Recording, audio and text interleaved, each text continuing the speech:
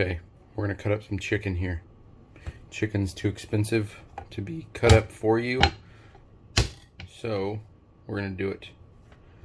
This thing is not really necessary, it's just fun to have. So we'll use that a little bit. I got 8 chickens today, so. There the fella is.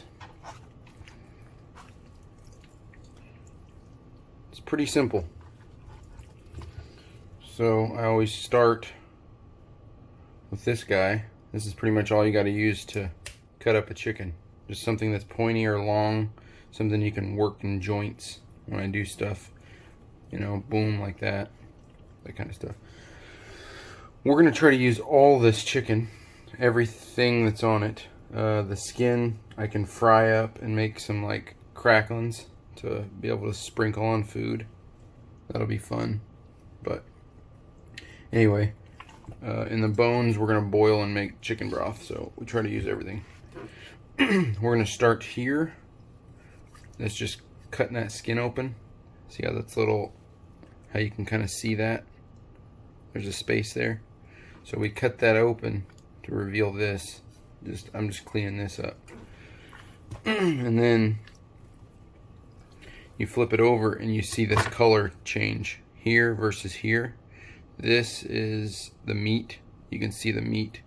And then this is not really meat. This is more like fat and bone and stuff. So we start back here. You can start further here, but I start here just because I know it'll make it. Because if you go back here, sometimes you'll hit a bone, and that's weird, so you can't get through there. So you do this. You don't go crazy back here because there's this little knob right here. That's going to be the oyster. We're going to try to save this. That's the best part of this chicken, is this little knob. So we cut this. I'm pushing the knife down like this and then cutting to pressure.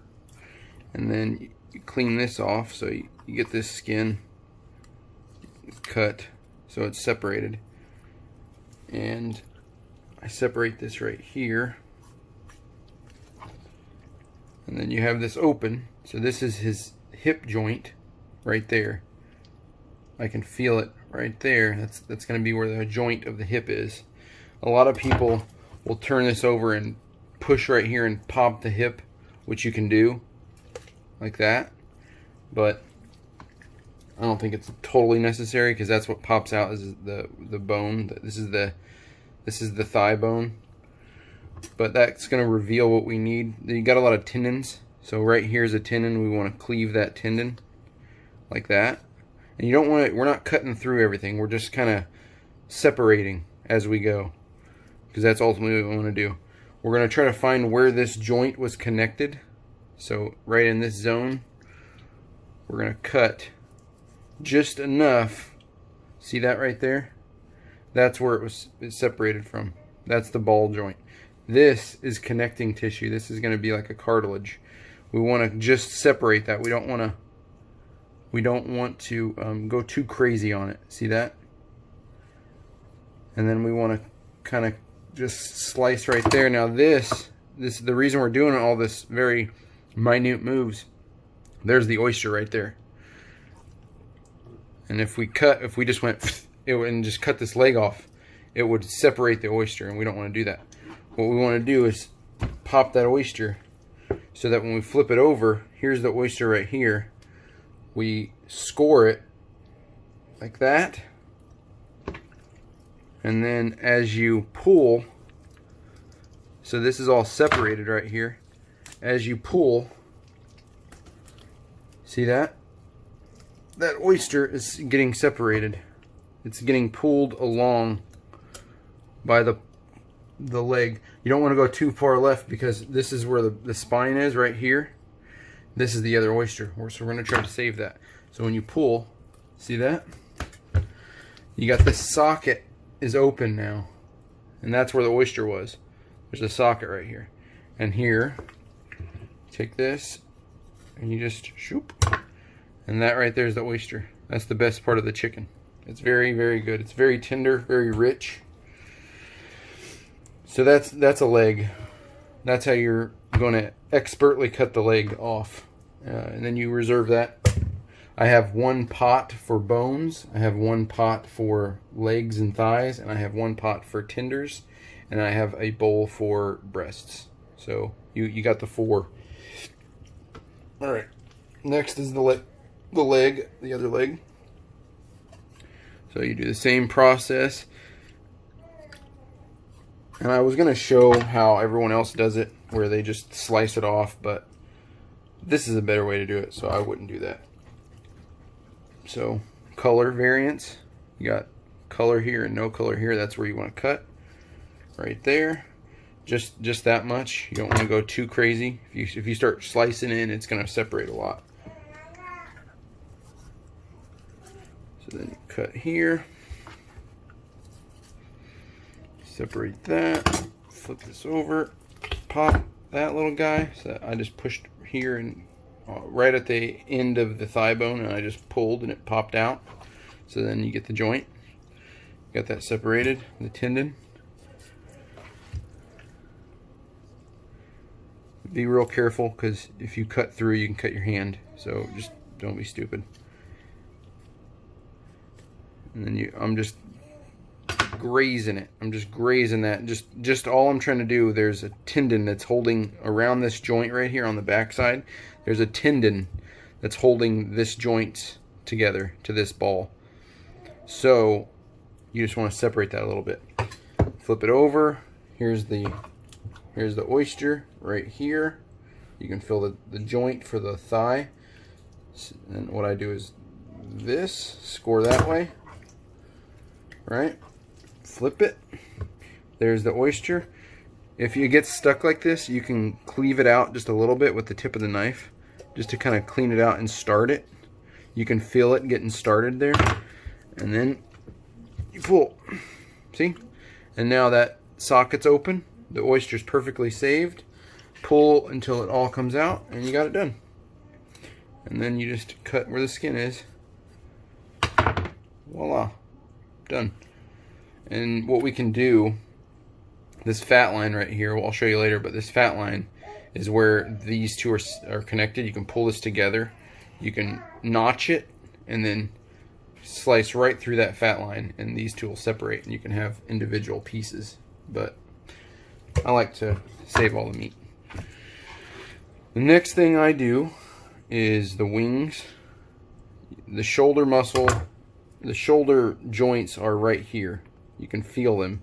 So we want to cut here at a wide angle to kind of give you enough space. I like to just feel around. A lot of people just cleave in here, but I can feel around where the joint is.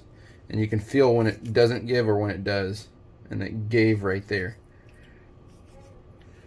And then I basically just cleave like an ice cream cone around until it starts separating. And then I fold this over and I just pull. Once I've got the joint separated, see that tendon right there? There's a lot of tendons connecting around joints, but then you can do that. And then you got this. Set that to the side. You want to make sure that your knives handles don't get too wet, because then you can hurt yourself. So have a sharp knife, be smart. This is going to be your chicken wing. So you can use this knife and you can cut it here. There, you'll feel where that joint is, but this is a really soft joint, so just pushing down and then wiggle this, and that should cleave off this. This is stock. This, you don't eat this, but this is good for stock, so throw it in the stock. And then this guy, what I do, this is going to be your flat, and this is your drum. I save all of these and make a nice little chicken wing dinner. It's always awesome. But cut this skin right there, just to separate that skin, and then this joint, you can fold this like this, cleave it right there just like that, and that, when you pull it together, it'll pressurize that system, and then you get the joint right there. And you can put this here and then wiggle this, or see how that's doing that. Ideally you want to find between this joint right here and then cut through like that. And that's not a really great observation there, but basically that's how that joint is. This is a really weird joint, the way that's together. I use this and I just, but essentially where this connects, you just fold it together and then like that. So that gets saved. The other wing,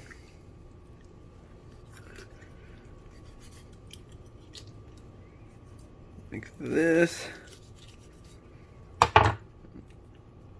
Right, and then this guy.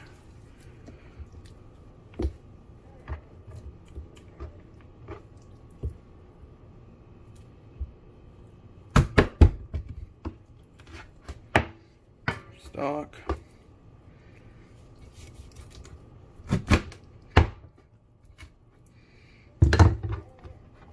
Chicken wings. Good little chicken wing. Then for the breasts, the finale, you hold the skin, pull it back like that. I save this skin. You can cook it in a little bit of oil. Cut off a little bit of this fat just to be able to work clean. So you got two breasts, and then you have the keel bone. You want to take this. There's a bone right here. The wishbone is right here. You can feel it. Some people will slice here and here and then work their finger in and separate where this is connecting to the keel bone right here, and they'll separate this joint right here and then pull that wishbone out. I don't really mess with it that much. It's a little easier not to. I just score along the keel bone right here like that until you feel that wishbone. I go all the way to the bottom. Then I put my fingers in here and I score. Now there is the wishbone. So I score that wishbone down the side. Very minimal meat loss. And this is going to be the tender. So just under the breast there is a tender. You want to cleave, just shallow cleaving right there. There's a little bit of bone there. I don't know how that got there. But you want to cleave a little bit of the tender off from the keel bone just to kind of score it. And then I graze slice like that. Now with the breast, you work down this wishbone until this separates. So there's the bottom of the wishbone. It's right there. So you work that, and then this is going to be the breast like you would get in the store. It looks like that. You be careful not to injure this tender, because this tender is the best part of the chicken. Really expensive cut right there. This white line is how you see it in the store. That's going to be your guide. So you can do this. I'll do two ways. You can either do this way, and I just hold this, put a little bit of pressure pulling up, and then just literally score and scratch your way along. And you can cut this right there like that along the ribs, because these are ribs right here. You can cut along with the tip of the knife until you get to the end, and now you got perfect breast. And that's $4 a pound. I paid 90 cents a pound for this whole chicken. So that's going to be your breast. You can then, right now, you can clean this up a little bit if you want. Just that little tip piece and then some off the top. But that's it. That's perfect. Perfectly done. Leave a little fat on, because that's going to render in the cooking process and give you a little more meat. Not meat. It's going to give you a little more grease. So now with this tender, we carefully score, and I'm pulling back carefully with my finger as I go. There's going to be a main tendon that connects right here. So then you separate that, and then you can pull back with your finger. You want to be real careful, because this thing is very tender. You can tear it up real bad. But essentially, you would just cut right along this. Boom. Perfect tinder. Very good. And then what you're left with is just a tiny bit of meat from the breast. You can take that. I don't waste anything. In the pot, if I'm making stock, this is going to cook with the stock and make more of a broth, a beef broth. I mean a bone broth, but we can save that. I'll eat it later, maybe. Same with this side. You just score the top. You feel where that bone is. It's right there.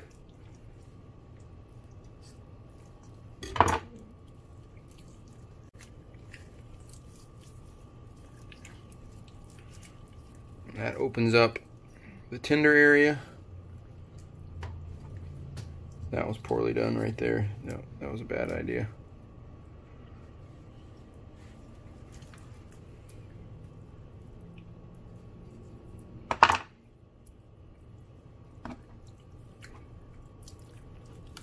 And a lot of times you can just pull on things and it'll come off. This chicken's bad. It's got a broken bone. So you can follow this white line, score it a little bit. A lot of scoring and pulling. Boom. Done. You don't want to cut too deep, but that's perfect. Perfect breast. And then finally, this guy.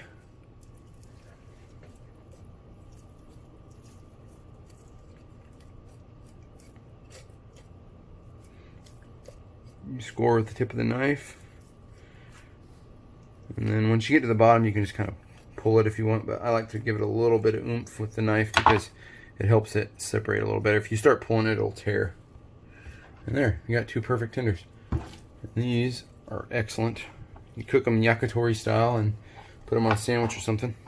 And then this guy, that's going to be the carcass. That's the spine and the keel bone.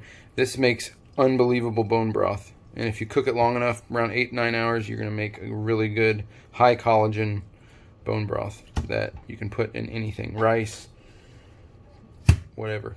2 of those with about a gallon, 2 gallons worth of water and a little bit of salt and pepper makes an amazing, amazing chicken broth. Now as for the leg, what we do with this guy,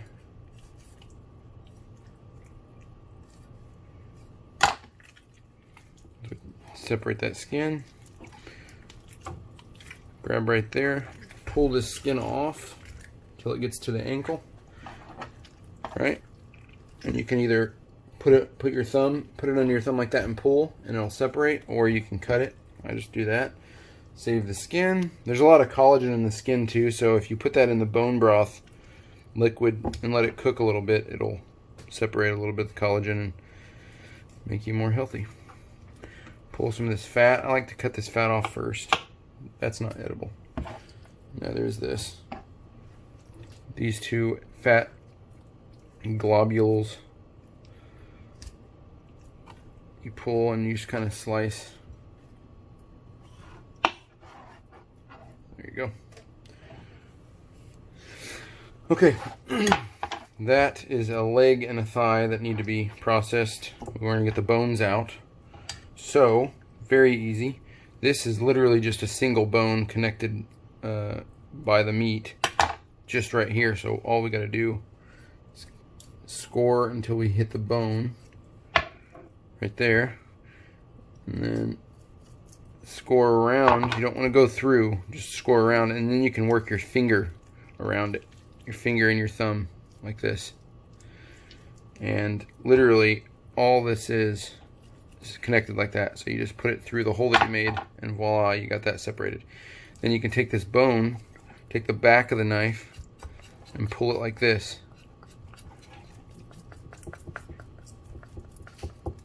Until it's separated enough. So now that's cleaned completely.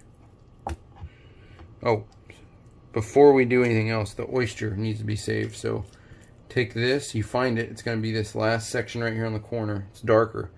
You push your knife down, I'm squishing the chicken with the blade, and then I'm filleting that off. See that? And then shoop. So that is the oyster, and that's like spectacular. I cook this with the chicken tenders and then eat these as I go. So nobody gets to eat these but me and friendly people. So we did that. That's separated.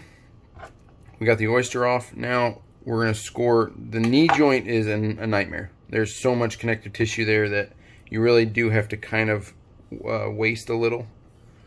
Pretty much the only waste that I experience is through the knee joint. But basically we're going to score where the bones are. So obviously there's a bone here that goes through. It's the whole leg bone group. So we're going to score down, separate right here until we get to the bone, which is right there. Press it apart with your hand.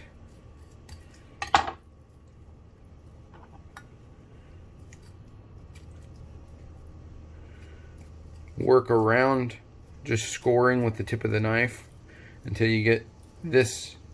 So that's going to be your bone structure. So now we just need to work around that bone. So what I do, I start by just feeding my finger around. It's way easier to do that than anything. Feed that, stretch it out a little bit. There's going to be a lot of tendons right here. So you put the knife through the hole that you made and cut. Now you've separated it. See all these little tendons? These are tough, but the good news about all this dark meat is it cooks really well stewing or cooking long in liquid, and it will hold up very, very well to braising, long cooks, paella, chicken soups, things like that. A lot of times if you do like frying, it's not bad. Chinese food uses a lot of dark meat and it holds up well. So what I'm doing here is you just pull these bones together. I laid out all this meat that I have. I lay it out flat, pull this down, and then I literally just score until I can get more of a shape of trying to separate this meat from the bone. And you just score. Now we are going to be losing a little bit of stuff here, but that's okay because this is a nightmare. And boom, you have deboned a chicken leg. Now this has a lot of fat in it, but this, I don't know what it's called, subcutaneous maybe. This fat that's inside this meat is wonderful for the cooking process. It's going to add a lot of oil to the cooking. So you can use it once it's cooked. You can render this down in a pan a little bit and then saute some mirepoix or something with that fat. But at the end of the day, that stuff's good. And this little guy, anytime it's like real thin and smooth, you don't want to really keep it. It's kind of silver skinny. But whenever you're dealing with something like this, and this is especially true for beef and pork, things like that, when it's chunky or it looks kind of like, I don't know, a little bit blocky like this, that's good fat. That's going to be easy. It almost melts in your hand when you squeeze it.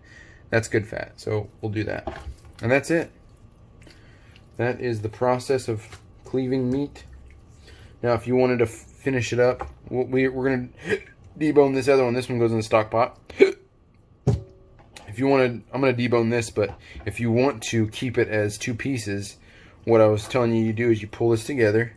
Right here, this is where that fat line is, where the leg connects. You pull it together and then you cleave right there till you can see it separate, and there's the joint. And then once I've done that, I basically follow that fat line, and you go straight down, pull through. Oh, didn't go through. And you got yourself a thigh and a leg. And then you pull that skin around. Put this thigh skin back on. You wrap that around that bone, and you got two wonderful little pieces of chicken that you can use for frying or whatever you want to do. Okay, that's it. Thank you for watching.